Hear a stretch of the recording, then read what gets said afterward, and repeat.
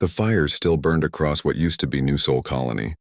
Queen Mirai flew through the thick black smoke that rose from the destroyed buildings. Her massive red wings beat slowly as she looked down at the damage her army had caused. The human settlement was gone.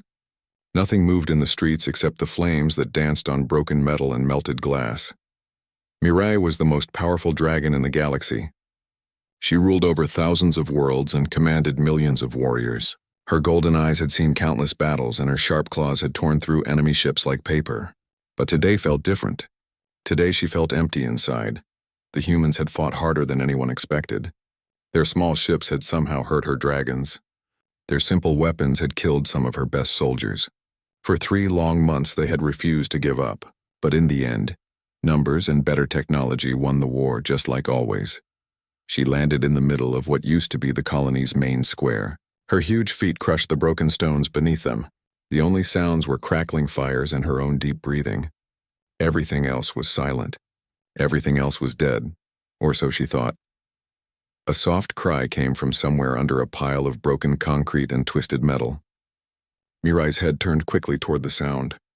Her nose picked up a smell she did not recognize. It was not dragon. It was not any of the other creatures that worked for her people. It was human. With one careful claw, she began moving the heavy pieces of rubble. Beneath the destroyed building, she found a small emergency pod. Its lights blinked weakly in the darkness. Inside the pod was a human child no bigger than her smallest toe. The boy looked up at her with dark eyes that showed no fear. His tiny hand pressed against the clear window of his pod. He made soft, happy sounds that stirred something deep in Mirai's ancient heart. She had never seen a human baby before. They were much smaller than she imagined, much more fragile, but something in his eyes reminded her of strength. 3 months ago, her own eggs had been destroyed by enemy raiders. The nest where her unborn children slept had been broken open. Her babies had been turned into tiny pieces scattered across the stone floor. The pain of losing them had driven her to lead this attack herself. She wanted revenge against anyone who dared fight her people. But now, looking at this surviving child, she felt that old, protective feeling return. The same feeling she had when guarding her own nest. The same love she had for her lost young ones. The pod's life support systems were failing. Red warning lights blinked faster and faster. Without help, the boy would die in just a few hours. Mirai could leave him here. She could let nature take its course like it had with all the others. That would be the smart choice. That would be what other dragon queens would do. But Mirai had never been like other dragons when it came to children. And this little human had survived what no one else had survived. He had lived through the destruction of his entire world. She opened the pod with a touch so gentle it barely disturbed the child inside. The boy reached up toward her enormous face. When she carefully extended one claw toward him, he grabbed it with both tiny hands. He laughed and made happy baby sounds that filled the empty square with something like music. In that moment, Queen Mirai made a choice that would change everything. Not just for her, but for both their species. She would take this human child home with her. She would raise him as her own son. The flight back to her home world took many days. Mirai had ordered her personal ship to be fitted with life support systems for humans. Her crew worked day and night to create a safe space for the child. They brought special food and soft clothing and toys that would not hurt such a delicate creature. The boy seemed to enjoy flying through space. He pressed his face against the windows and pointed at the stars with excitement.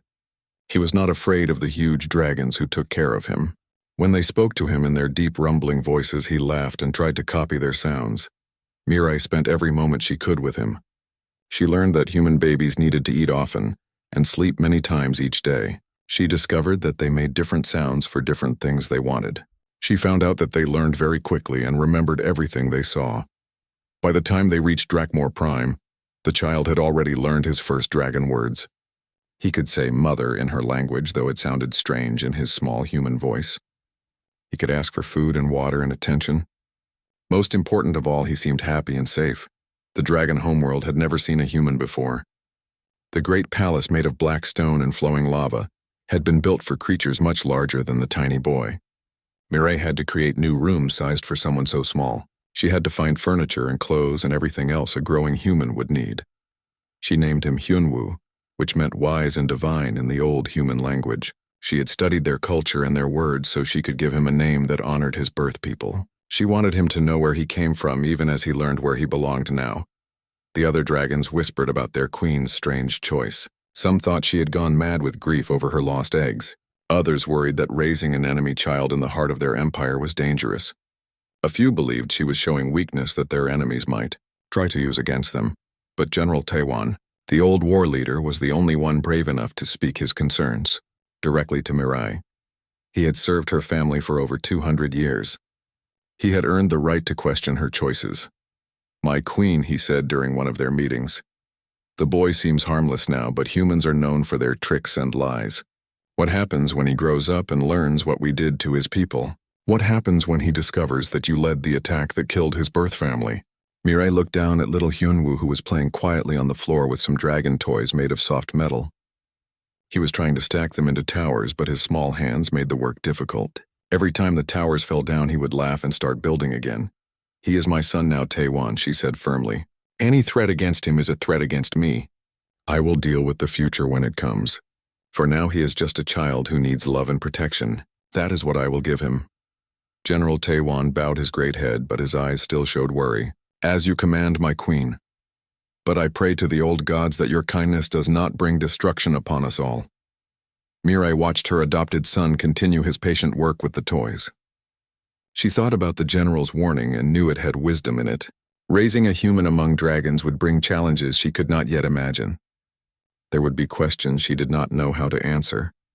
There would be choices that might break her heart. But watching Hyunwoo's determination as he built his towers again and again, she felt hope instead of fear. Perhaps this child would become something new. Something that neither humans nor dragons had ever seen before. Perhaps he would be the key to a future neither species could reach alone. For now, though, he was simply her son. Her miracle baby who had survived the fire and found his way to her heart. That was enough. That was everything. 5 years had passed since Queen Mirai brought the human child to Drakmor Prime. The boy she named Hyunwoo had grown tall for his age and strong from playing in the vast dragon palace.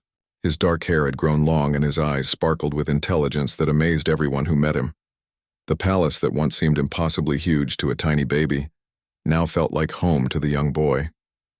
He could run through the great halls without getting lost. He knew which corridors led to the kitchens where the cook dragons would give him treats.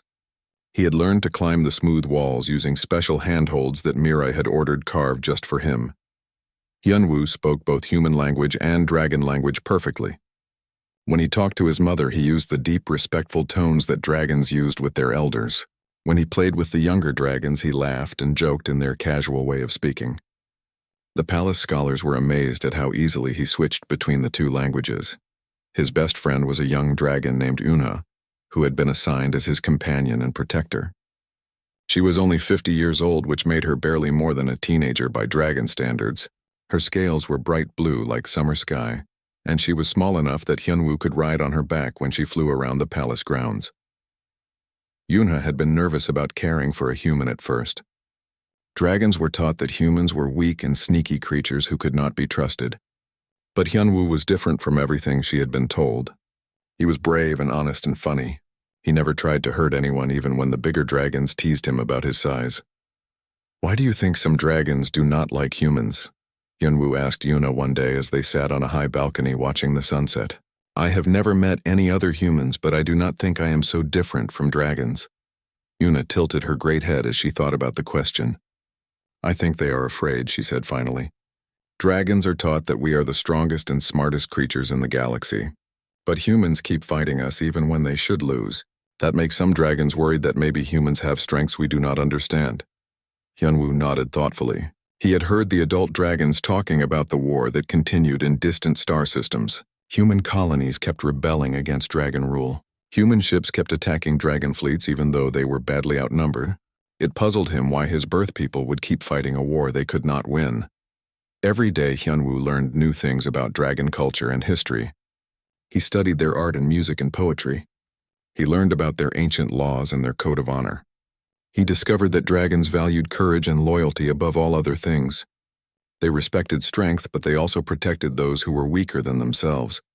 But he also learned things about dragons that surprised him. Despite their fierce appearance and powerful weapons, they were very careful about the lives of their young. Dragon children were precious because dragon eggs were so rare. A dragon might live for thousands of years but only have one or two offspring in their entire lifetime. This helped Hyunwoo understand why Mirai loved him so fiercely. She had lost her own unborn children and then found him in the ruins of his world. To her, he was not just an adopted son, but a miracle that had filled the empty place in her heart where her lost babies should have been. The other dragons had slowly accepted Hyunwoo's presence in the palace. At first they had watched him with suspicion and worry, but as the years passed they saw that he was loyal to Queen Mirai, and that he genuinely cared about dragon welfare. Some of them even grew fond of the strange little human who could make them laugh with his clever jokes and fearless attitude. But not everyone was happy about the situation. General Taewon still believed that raising a human in the palace was dangerous. He worried that Hyunwoo was learning too much about dragon military secrets. He feared that someday the boy might use that knowledge against his adopted people. The general's concerns grew stronger when reports came in about increased human resistance activity. The rebels were using new tactics that seemed to show a deeper understanding of dragon weaknesses. Their attacks were becoming more coordinated and more effective. Some dragons began to whisper that maybe the human boy was somehow passing information to his birth species. These whispers reached Hyunwoo's ears, and they hurt him deeply. He had never contacted any humans and had no way to do so even if he wanted to. The palace was his home and the dragons were his family. The idea that anyone would think he was a spy or a traitor made him feel sick inside. One evening, while he was having dinner with Queen Mirai, he asked her about the rumors he had been hearing. "Mother, do you think I am dangerous to our people? Do you worry that I might betray the dragons who have been so kind to me?" Mirai set down her enormous eating bowl and looked at her adopted son with gentle eyes. "Hyunwoo, you are my child and I trust you completely. But I understand why some dragons are nervous. You represent something new and dragons do not always adapt well to change. Give them time and they will see what I see in you. But what if they never accept me? What if I always remain an outsider here? Then we will face that challenge together," Mirai said firmly. "You are not alone in this world, my son. You have me and you have Yuna, and you have others who care about you. Family is not just about blood or species. Family is about choice and love and loyalty." That same week, something happened that would test the bonds between Hyunwoo and his dragon family. While exploring the lower levels of the palace with Unha, he discovered a room he had never seen before. It was filled with trophies and artifacts from conquered worlds. Weapons and flags and ceremonial objects from dozens of different species lined the walls. In one corner, he found a display case that made his heart stop. Inside were the battle standards and colony emblems of New Seoul. The flags and symbols of his birth world were arranged like hunting trophies alongside the spoils from other defeated enemies. Unha saw his reaction and immediately understood what had happened. "Hyunwoo, I am sorry," she said quietly. "I did not know this room was here. We should leave now." But Hyunwoo could not move. He stared at the familiar symbols that he had seen in old records of human history. These were the flags that had flown over the buildings where his birth parents had lived and worked. These were the emblems that had represented hope and freedom to the people of his original home. For the first time since coming to live with the dragons, Hyunwoo felt the full weight of what had happened to his birth world. These were not just symbols in a history book. They were the last remnants of a place where real people had lived and loved and died. People who might have been his aunts and uncles and cousins. People who had been killed by the dragons he now called family. That night he did not go to Mirai for his usual bedtime story. Instead, he sat alone on his favorite balcony, staring up at the stars and trying to understand the complicated feelings in his heart. He loved his dragon mother and his dragon friends, but he also felt a deep sadness for the human family he had never known. When Mirai found him hours later, she could see the tears on his face. She settled her massive form beside him as she had done countless times before, but this time felt different. This time there was a distance between them that had never existed before. "You found the trophy room," she said softly. It was not a question. "Yes," Hyunwoo replied without looking at her. "I saw the flags from New Seoul. I saw what was left of my birth world displayed like hunting prizes." Mirai was quiet for a long time. She had always known this moment would come eventually. She had prepared speeches and explanations, but now none of them seemed adequate. "I will not lie to you, Hyunwoo," she said finally. "I led the attack that destroyed your birth colony. I gave the orders that resulted in the death of your birth parents and everyone else who lived there. If you hate me for that, I will understand. Hyunwoo finally turned to look at his adoptive mother. Her golden eyes were filled with pain and regret, but also with love that had never wavered. I do not hate you, he said quietly, but I think I understand now why some dragons look at me the way they do. I am not really your son. I am your prisoner, a living reminder of the people you destroyed.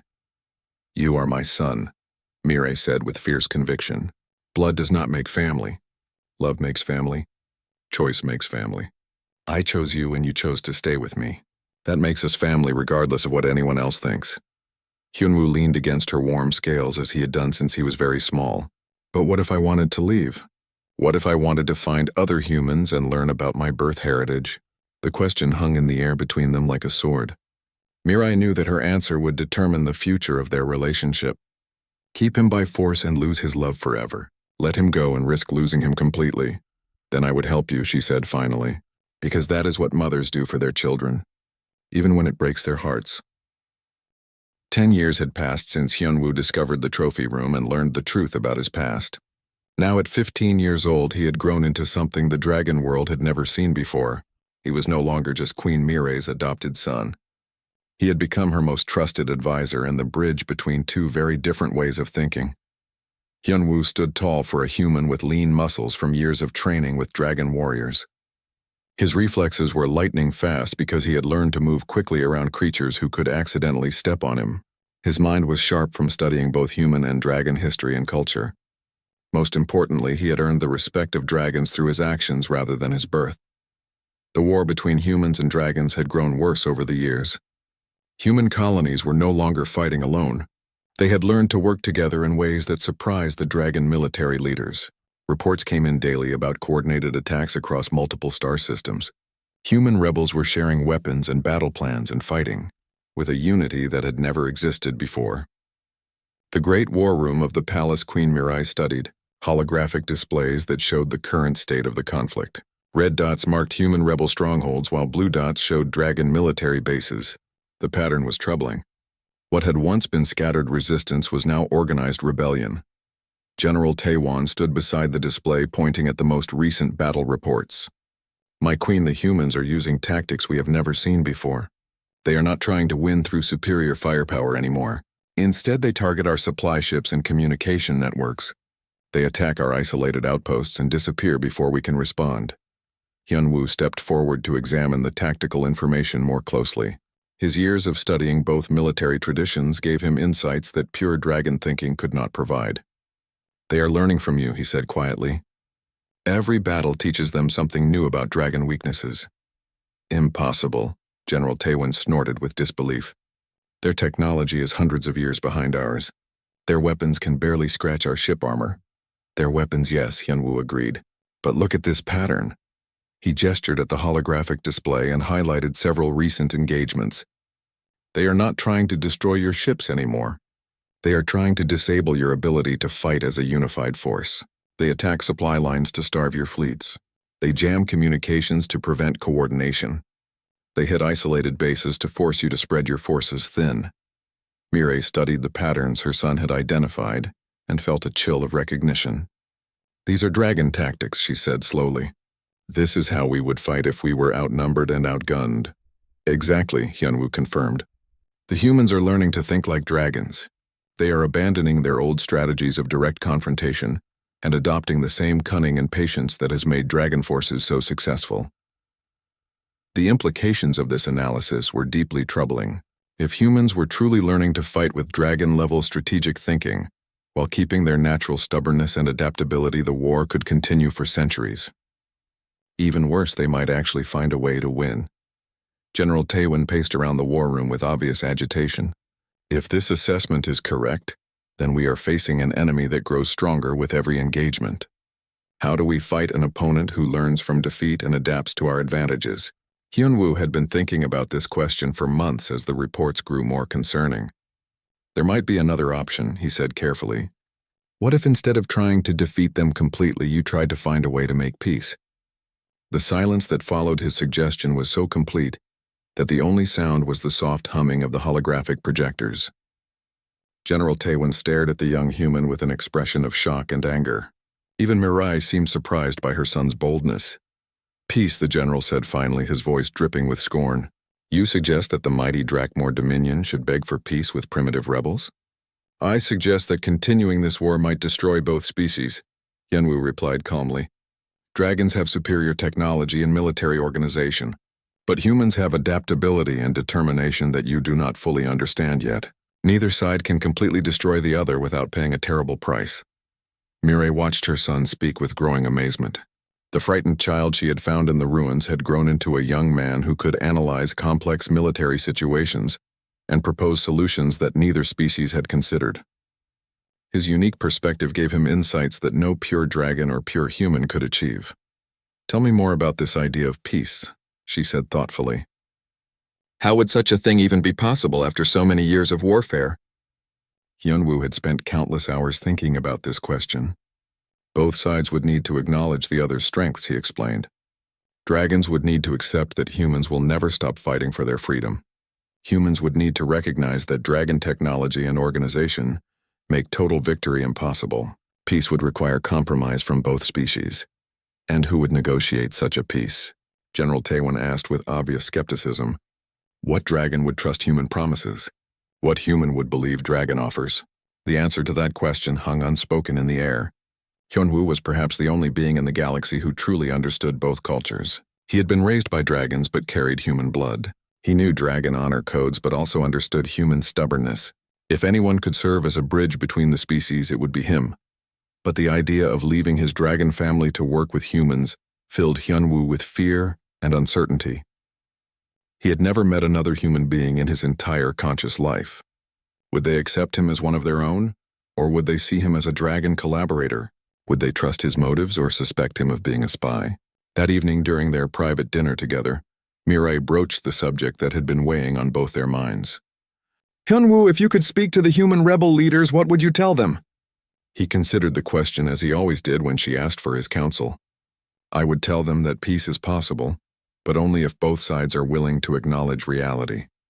Dragons have advantages that humans cannot overcome through warfare alone, but humans have a capacity for unity and sacrifice that dragons have consistently underestimated. And do you think they would listen to such counsel from you? Hyunwoo smiled sadly. I am not sure they would even consider me human anymore. I have lived among dragons longer than I lived among my own species. To them I might seem like a curiosity or a traitor, but not an ally. Despite his doubts about human acceptance, Hyunwoo found himself thinking more and more about the possibility of peace. Every night he studied reports of the ongoing conflict, and every day he saw the toll it was taking on both species.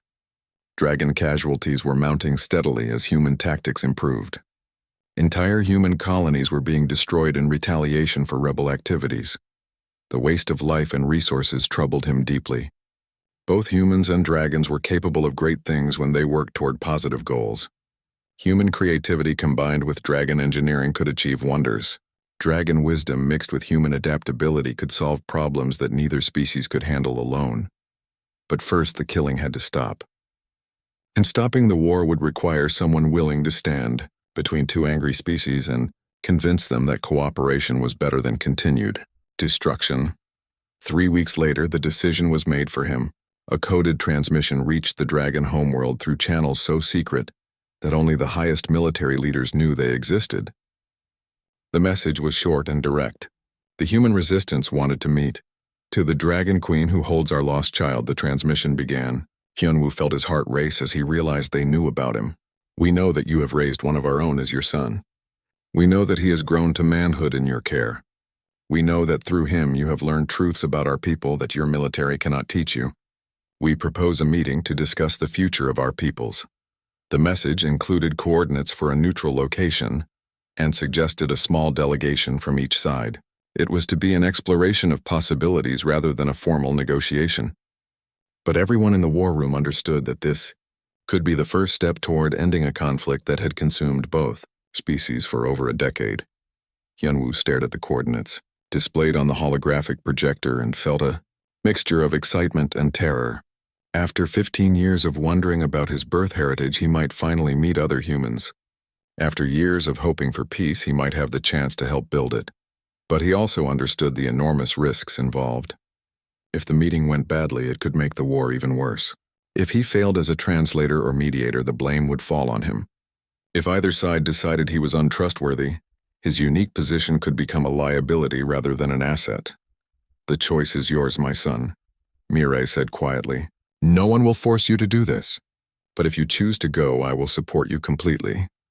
Hyunwoo looked around the war room at the faces of dragons who had become his family.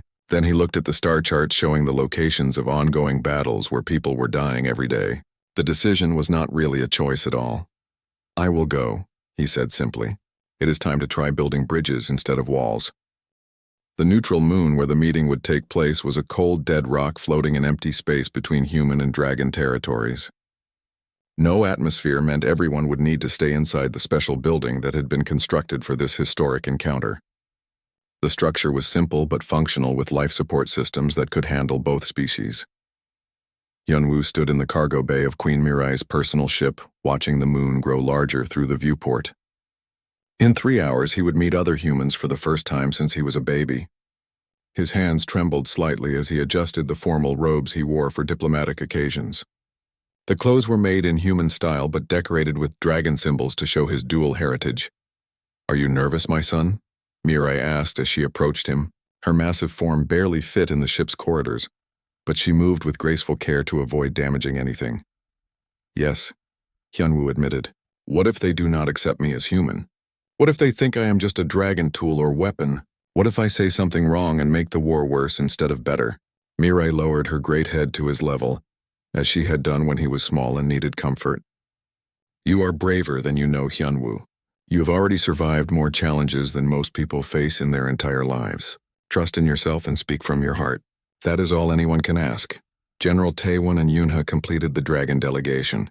The old war leader still had doubts about the wisdom of this meeting, but he followed his queen's orders without question. Yuna had insisted on coming to provide support for her childhood friend. She was nervous about meeting humans, but determined to help Hyunwoo however she could. The human delegation was already waiting when the dragon ship landed at the meeting site. Through the building's windows, Hyunwoo could see 3 figures in military uniforms standing around a conference table. His heart pounded as he got his first clear look at other members of his birth species. Admiral Soyeon was a woman in her 50s with gray hair pulled back in a tight military style. Her uniform bore the insignia of the human resistance. Fleet in her eyes held the hard look of someone who had seen too much. War. Dr. Jinwoo was younger with kind eyes and the careful posture of a scientist who spent most of his time studying rather than fighting. Lieutenant Minho was the youngest of the 3 and bore a striking resemblance to Hyunwoo in height and build and facial features. When the airlocks cycled and the 2 groups came face to face, the silence was overwhelming. Dragons and humans had been killing each other for over a decade. Now representatives of both species stood in the same room trying to find words for a situation none of them had ever imagined. Admiral Soyeon was the first to speak. "Queen Mirai," she said with a formal bow.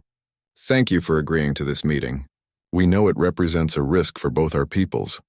The risk of peace is always less than the cost of continued war," Mirai replied diplomatically. Then her golden eyes shifted to Hyunwoo and her voice became warmer. "Admiral, I would like you to meet my son Hyunwoo." The human stared at the young man who had been raised by their greatest enemy. Hyunwoo felt their eyes examining every detail of his appearance and manner. He tried to stand straight and proud, but inside he felt like a child again, unsure of where he belonged. "You look like your father," Admiral Soyeon said finally. "He was a good man who died defending the evacuation routes when New Seoul fell. He saved hundreds of lives, including yours." The words hit Hyunwoo like a physical blow. For the first time he was hearing about his birth father from someone who had actually known him. "Thank you for telling me, Admiral," he managed to say. "I hope that his sacrifice and the sacrifice of all who died at New Seoul can somehow serve a purpose in ending this conflict." Dr. Jinwoo stepped forward with scientific curiosity clear on his face. "How has it been living among the dragons? What have you learned about their culture and way of thinking?" Hyunwoo glanced at Mirai for permission before answering. She nodded encouragingly, so he began to speak about his experiences. "They are not the monsters that your propaganda describes them as," he said honestly. "They have their own concepts of honor and family and loyalty. They are capable of great cruelty, yes, but also great kindness. My mother saved my life when she could have let me die, and she raised me with more love than many. biological parents show their children. Lieutenant Minho had been silent since the introductions, but now he asked the question that was on everyone's mind. Do you consider yourself human or dragon? The question went to the heart of Hyunwoo's identity struggle. I am both and neither, he replied after careful thought.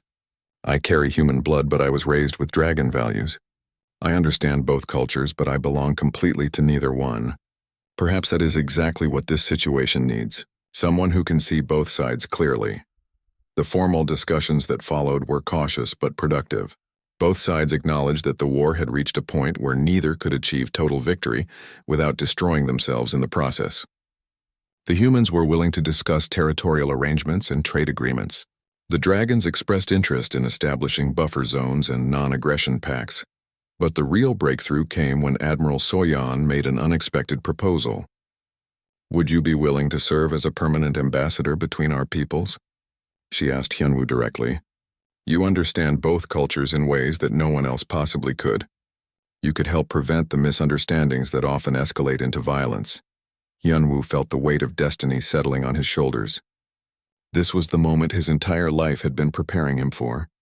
All the years of studying both cultures, all the struggles with identity and belonging, had led to this opportunity to serve a purpose greater than himself. I would be honored to serve in such a capacity, he said carefully, if both sides believe I can be effective in that role, and if my mother gives her blessing. Mirai's eyes shone with pride and sadness mixed together. She was proud that her son had grown into someone capable of such important work, but sad at the thought of him leaving the safety of home to take on such dangerous responsibilities. You have my blessing and my full support, she said firmly, but know that you will always have a home with us no matter what happens. The rest of the meeting focused on practical details. Where would the embassy be located? How would communications be maintained? What authority would the ambassador have? What protections would be put in place if either side accused him of bias or betrayal? Dr. Jinwoo suggested establishing a space station in neutral territory where both species could meet safely. General Taewon insisted on security protocols that would protect the ambassador from assassination attempts. Admiral Soyan wanted guarantees that both sides would respect the ambassador's decisions in minor disputes. As the discussions continued, Hyunwoo found himself thinking about the enormous challenges ahead. He would be creating something that had never existed before, a bridge between two species that had been enemies for as long as he could remember. The work would be dangerous and difficult, and there would be no guidebook to follow. But he also felt excitement building inside him. For the first time since discovering the truth about his past, he had found a way to honor both his heritage and his upbringing. He could serve his dragon family by working for peace, and he could serve his human heritage by preventing the destruction of more colonies. Lieutenant Minho approached him during a break in the formal talks. I want you to know that not all humans will accept you easily, he said quietly. Some will see you as a dragon spy or collaborator. Some will never trust anything you say because of how you were raised. I understand, Hyunwoo replied. I expect there will be dragons who feel the same way. Change is always difficult, especially when it involves former enemies learning to work together. But there are also humans who will be grateful for your efforts, Minho continued. People who are tired of war and ready to try something new. I want to be one of your supporters if you will have me. The offer of friendship from another human touched Hyunwoo deeply. I would welcome your support, Lieutenant. I think this work will require friends on both sides. When the meeting finally ended, both delegations felt cautiously optimistic. They had agreed to recommend the ambassador proposal to their respective leaders. Plans would be made for constructing the neutral space station. Most importantly, they had proven that dragons and humans could sit in the same room and discuss their differences without violence. As they prepared to leave, Admiral Soyan pulled Hyunwoo aside for a private moment. Your parents would be proud of you, she said simply. Both sets of parents. You have grown into exactly the kind of person the galaxy needs right now. Hyunwoo watched the human ship depart and felt a strange mixture of emotions. Sadness at seeing his birth species leave again, excitement about the possibilities ahead, fear about the enormous responsibilities he was taking on, and underneath it all a deep sense of rightness about the path his life was taking. The boy who had survived the destruction of New Seoul was about to become the man who might prevent such destruction from happening again. 2 years had passed since the first peace meeting, and the galaxy looked very different now. The joint human-dragon diplomatic station hung in space like a silver star between the two territories. It was a marvel of cooperative engineering that combined human creativity with dragon manufacturing power. Ships from both species docked there daily to conduct trade, negotiations, and resolve disputes. Hyunwoo stood at the observation deck of his quarters, watching the construction crews put finishing touches on the station's newest section. At 22 years old, he had grown into his role as Chief Cultural Ambassador, with skills that impressed representatives from both species.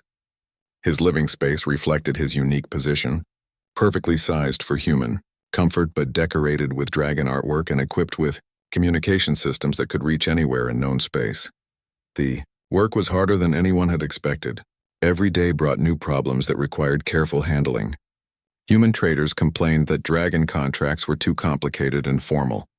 Dragon merchants found human business practices chaotic and unpredictable. Territory disputes arose constantly as both species tried to expand into resource-rich systems. Cultural misunderstandings generated tension that could explode into violence if not managed properly. But real progress was being made. The war had officially ended 18 months ago with the signing of the Drakmor Human Peace Accord. The complex document established clear boundaries between the territories, created rules for trade relationships, and set up systems for handling disagreements without warfare. Joint research projects were producing amazing results as human innovation combined with dragon technical precision in ways that helped both species. Queen Mirai visited the station regularly as the primary dragon representative to the diplomatic council. Their relationship had changed again as Hyunwoo took on adult responsibilities. She was no longer just his mother but also his colleague and sometimes his opponent when their species had conflicting interests. Yet the bond between them remained strong, perhaps stronger, for being tested by the complexities of interspecies politics. "You have grown wise, my son," she said, during one of their private meetings. "Wiser than I was at your age and perhaps wiser than I am now." Hyunwoo smiled at the praise but shook his head. "Wisdom comes from making mistakes and learning from them. I have made plenty of mistakes in this role, but I try to learn something from each failure." "Your fathers would be proud," Mirai said, using the plural form deliberately. "Both the man who died protecting your birth colony and the dragons who helped raise you to become who you are today." This was as close as she had ever come to acknowledging that his identity belonged to both species. It was recognition that had taken her years to accept, but one that made their relationship stronger rather than weaker. Their conversation was interrupted by an urgent communication from Admiral Soyeon, whose human fleet maintained protective patrols near the diplomatic station. "Ambassador Hyunwoo, we have received disturbing reports from our outer rim colonies. It appears a new species has entered our region of space. Early intelligence suggests they are extremely aggressive and show no interest in communication or negotiation." The news sent cold fear through both Hyunwoo and Mirai. The peace between humans and dragons was still fragile, built on careful balances of power and mutual benefit. The arrival of a third military force could destroy everything they had worked to build. "What do we know about their capabilities?" Hyunwoo asked, shifting immediately into crisis management mode. "Very limited information so far," Admiral Soyeon replied through the communication system. "They have destroyed 3 human scout ships and 2 dragon patrol vessels without responding to any attempts at contact. Their technology appears to be energy-based rather than projectile-based, and their ship designs are unlike anything in our databases." General Taewon's voice joined the conversation from the dragon homeworld. "Our military analysts believe they may be more technologically advanced than either of our species. If they are hostile to both humans and dragons, this could represent an existential threat." Mirai's golden eyes narrowed as she processed the tactical implications. "If they pose a danger to both our peoples, then perhaps this crisis offers an opportunity. Nothing creates alliances like facing a common enemy." Hyunwoo understood immediately what she meant. The greatest test of the human-dragon peace might not come from internal conflicts, but from external threats that required unprecedented cooperation to survive. "Admiral General," he said, addressing both military leaders, "I recommend we call an emergency joint session of the Diplomatic Council. We need to share all available intelligence about this new threat and begin planning our response." Over the following days, more disturbing reports arrived from the frontier regions. The aliens called themselves the Void Seekers, though all attempts at communication with them had failed completely. Their ships were living constructs that could repair battle damage in real time. Their weapons operated on principles of matter conversion that allowed them to strip entire planets down to bare rock. Dr. Jinwoo presented his analysis to the emergency council session. Based on the evidence we have collected, they do not appear to be interested in conquest in any traditional sense. They seem to be consuming worlds, converting all matter into energy to fuel their continued expansion. If this assessment is correct, they represent a threat to all organic life in this region of space. The implications were staggering. This was not a war over territory or resources, but a battle for survival itself. If the Void Seekers continued their advance, unchecked, they would eventually consume every world in both human and dragon space. "How long do we have?" asked Lieutenant Minho, who had become one of Hyunwoo's closest allies among the human delegation.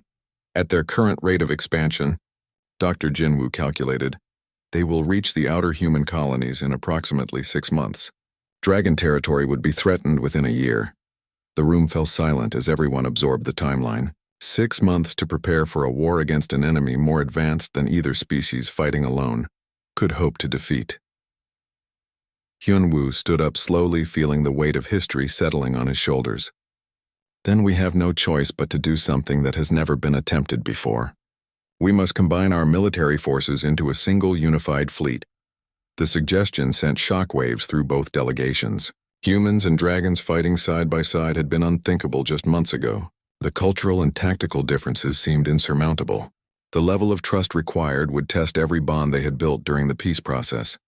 But Admiral Soyeon was the first to voice support for the idea. "The ambassador is right. Neither of our fleets alone has the capability to stop this threat, but human speed and maneuverability combined with dragon firepower and defensive strength might give us a chance." General Taewon took longer to consider the proposal, but eventually nodded his agreement. "It will require coordination beyond anything we have attempted before. Our tactical approaches are fundamentally different. Human commanders think in terms of flexibility and adaptation, while dragon strategy emphasizes overwhelming force and positional advantage. That is exactly why it might work," Hyunwoo said with growing conviction. "The Void Seekers have adapted to fight individual species with predictable tactics. They will not be prepared to face an enemy that combines the best aspects of both human and dragon military thinking." The next few weeks became a frantic period of preparation and planning. Military advisors from both species worked around the clock to develop compatible communication protocols.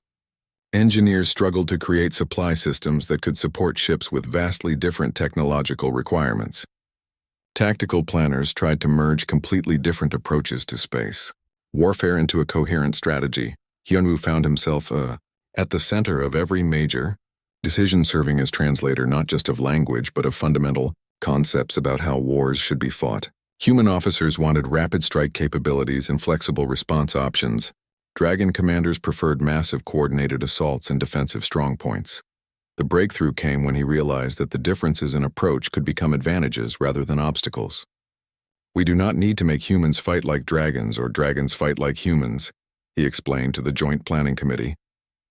"We need to make them fight together as complementary forces." The strategy that emerged was unlike anything either species had used before. Human ships would use their superior speed to harassment enemy formations and force them into defensive positions. Dragon vessels would then deliver devastating concentrated fire to break through enemy defenses. The key was timing. Both fleets would need to coordinate their attacks with precision that had never been attempted in real combat. As the combined fleet began to assemble at the staging area near the diplomatic station, Hyunwoo felt a mixture of pride and terror. Pride at seeing former enemies working together toward a common goal. Terror at the knowledge that failure would mean the destruction of everything he cared about.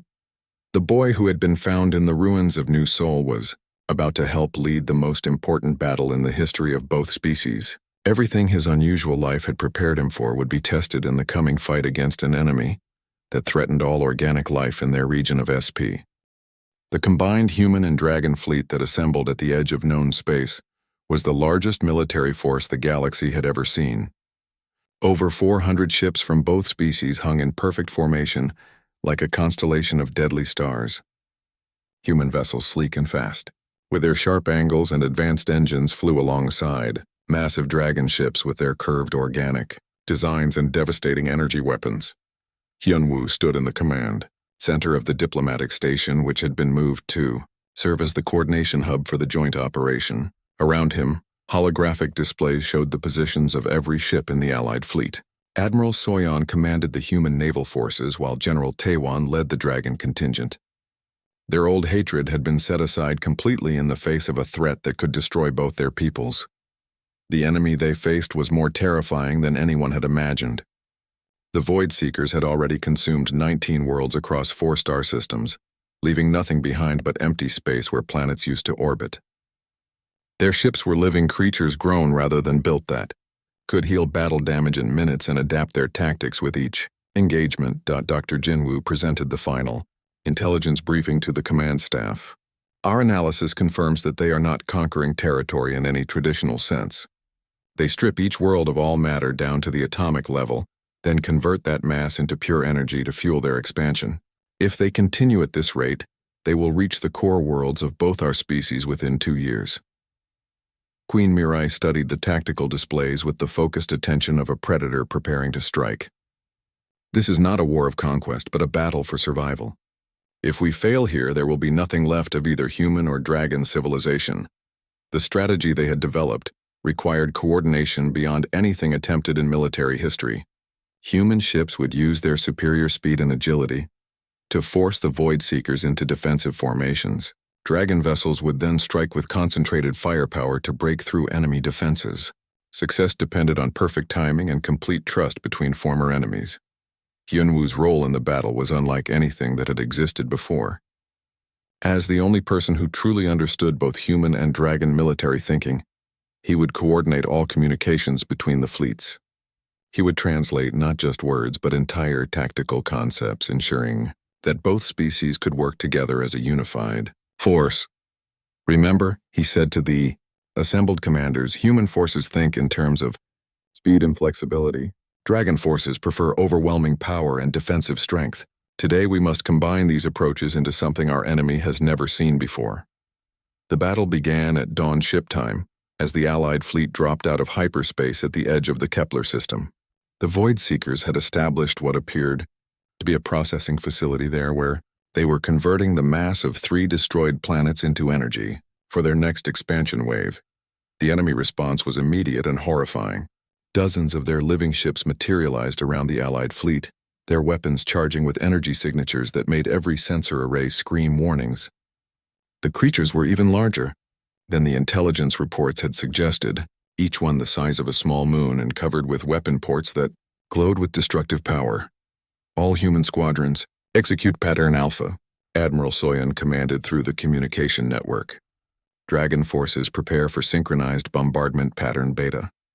Hyunwoo watched the tactical display as hundreds of ship icons began their carefully choreographed dance of death. Human fighters darted between the massive enemy vessels like schools of fish, their weapons creating brilliant flashes against quantum-hardened hulls. The attacks did little damage, but they drew return, fire away from the slower dragon ships, and forced the Void Seekers into predictable defensive positions. The precisely calculated moment General Taewon gave the say, order for the dragon fleet to open fire. The concentrated energy barrage from over 200 dragon warships turned space itself into a storm of destructive force. Where human tactics alone had failed, and dragon firepower had proven insufficient, the combination achieved something neither species could have managed independently. The coordination was beautiful and terrible to witness. Void Seeker ships caught between the speed of human attacks and the overwhelming power of dragon weapons began to fall for the first time since they had entered this region of space. Their living hulls cracked and bled strange fluids into the vacuum as their adaptive defenses were overwhelmed by the 2-pronged assault. But the enemy learned quickly, just as intelligence had warned. Within the first hour of combat, the Void Seekers began to adapt their formations and tactics to counter the Allied strategy. Their ships started phasing in and out of normal space, making targeting extremely difficult. Their return fire concentrated on the command vessels, trying to disrupt the coordination that made the Human-Dragon alliance so effective. They are adapting faster than we anticipated, General Taewon reported as casualty reports began flowing in. Each attack wave is less effective than the last. We have lost 3 human cruisers and 1 dragon battleship. Hyunwoo studied the enemy movement patterns, looking for anything that might give them an advantage. Then he noticed something that made his heart race with sudden understanding. Admiral General, look at how they position themselves. They maintain formation coherence even when tactical flexibility would serve them better. Dr. Jinwoo understood immediately what Hyunwoo was suggesting. You think they are not individual ships but parts of a collective organism? Exactly, Hyunwoo confirmed excitedly. They maintain coordination through some kind of quantum entanglement. If we could disrupt that connection, they would lose their ability to adapt as a unified force. The quantum resonance torpedoes had been developed by human scientists for communication, jamming, but with dragon energy amplification systems. They might be powerful enough to interfere with the quantum bonds that connected the Void Seeker collective consciousness. Engineering teams from both fleets, Admiral Soyeon called out, begin immediate modifications to all quantum resonance weapons. We need maximum amplification and broad-spectrum frequency coverage. The next phase of the battle became a desperate race against time. While human and dragon ships continued their coordinated assault, engineering crews worked frantically to modify their most advanced weapons. The enemy was learning to counter their tactics with each passing minute. Soon the advantage of surprise would be lost completely. When the modified quantum torpedoes finally launched, the effect exceeded everyone's expectations. The Void Seeker ships suddenly lost their perfect coordination and began operating as confused individuals rather than parts of a greater whole. Their adaptive responses became chaotic and contradictory. Their formation discipline collapsed into random movement patterns. Now, Hyunwoo called out as he saw the opportunity developing. All forces press the attack while they are confused.